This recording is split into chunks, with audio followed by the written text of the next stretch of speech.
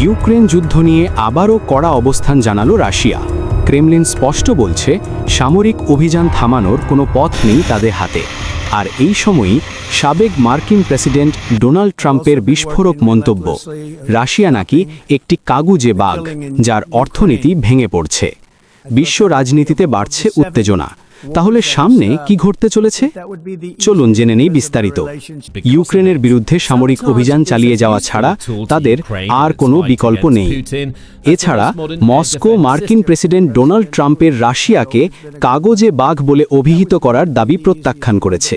এই মন্তব্য আসে একদিন পর, যখন ট্রাম্প বলেন যে ইউক্রেন রাশিয়ার কাছ থেকে তার সব ভূখণ্ড পুনর্দখল করতে পারবে। তিনি রাশিয়াকে একটি কাগজে বাঘ হিসেবে বর্ণনা করেন, যার অর্থনীতি ব্যর্থতার পথে। এটি ছিল প্রায় 3.5 বছরের সংঘাত নিয়ে তার অবস্থানে বড় ধরনের পরিবর্তন। এক রুশ সংবাদপত্রকে দেওয়া রেডিও সাক্ষাৎকারে বুধবার ক্রেমলিন মুখপাত্র দিমিত্রি পেসকভ বলেন, আমরা আমাদের স্বার্থ নিশ্চিত করতে এবং রুশ প্রেসিডেন্ট ভ্লাদিমির পুতিন নির্ধারিত লক্ষ্যগুলো অর্জনের জন্য বিশেষ সামরিক অভিযান চালিয়ে যাচ্ছি। আমরা এটি করছি আমাদের দেশের বর্তমান ও ভবিষ্যতের জন্য, বহু প্রজন্মের জন্য। তাই আমাদের আর কোনো বিকল্প নেই। তিনি ট্রাম্পের কাগজে বাঘ মন্তব্যকে প্রত্যাখ্যান করেন, তবে স্বীকার করেন যে অর্থনীতি 3 বছরের দ্রুত বৃদ্ধির পর ধীর গতিতে চলে যাওয়া এবং জেদি মুদ্রাস্ফীতির কারণে কিছু প্রতিকূলতার মুখে পড়েছে।